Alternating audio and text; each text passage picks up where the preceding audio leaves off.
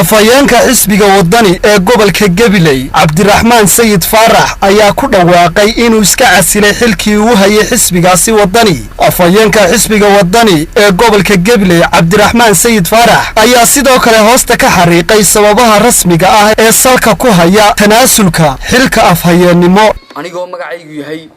Cabdiraxmaan Sayid Faarax afhayeenkii xisbiga wadani ee gobolka Gabiley waxaan maanta halkan ku qabanaya shir jiraayid shirkaasi oo aan ku soo saaray qodobo door ah kadib eegitaanka xaqiiqooyin fara badan iyo darsidda dhibaatooyin ku xeeran arrimaha waaqaca saaxadda ee siyaasadda waxaan doorbiday anoon cidna durayn anoon cidna ka cabanayn in aan ka tago ama istiqaalada u dhiibo xisbiga wadani oo hore iigu magacaabay afhayeenka gobolka Gabiley ama Regional Executive Committee Spokesman.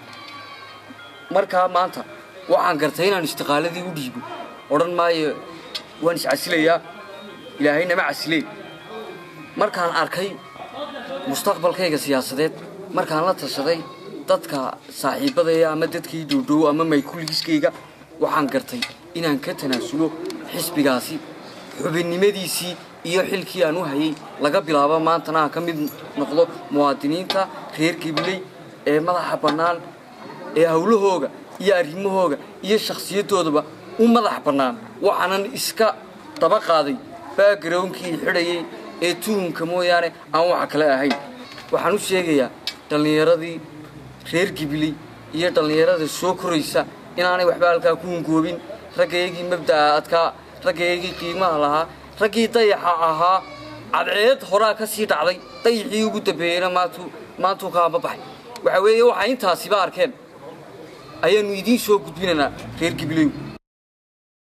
si kastaba ahaatee waxaa maalinba maalinta ka dambaysa isa soo taraya isla markaana isa soo daba abraaraya mas'uuliyiinta xisbiga wadani ee gobolka Gabiley xajiin ka taabatay xisbiga wadani mooyaane iyadoo maalmahani ugu dambeeyay tanaasulka iyo digorogashada ay masabyo badani miiska u duldhigeen xubnihii xilka u hayay xisbiga wadani darmo xisbi kalena caga dhigan. haddaba su'aasha isweydiinta leh ee cilankeeda la saari laayahay waxay tahay waqti abaarihii naga soo jabeen oo ololihiina fooday nagu hayo maxaa keenay ka xamaan qaadashada xisbiga wadani iyo mugweynta mas'uuladii u qaabilsanaa xisbiga wadani ee gobolka Gabiley. waa Cabdirasaaq Axmed Hayaan ilka Case Somali News TV